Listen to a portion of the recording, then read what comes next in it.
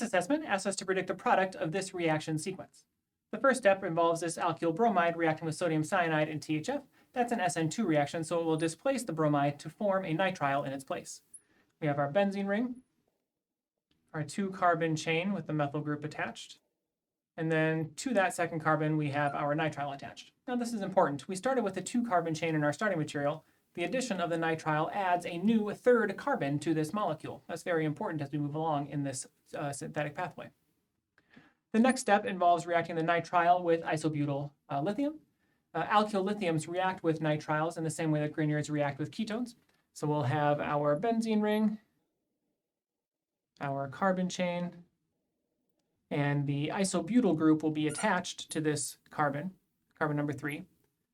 And we'll break the carbon-nitrogen triple bond and form a carbon-nitrogen double bond with nitrogen having a negative charge. The reaction stops here at this point until we move on to step 3, the acidic quench.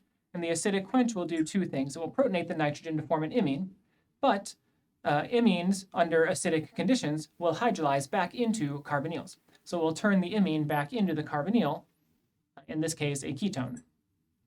So we'll have our benzene ring, our 3-carbon chain that now is a ketone after hydrolysis, and our isobutyl group from the isobutyl lithium.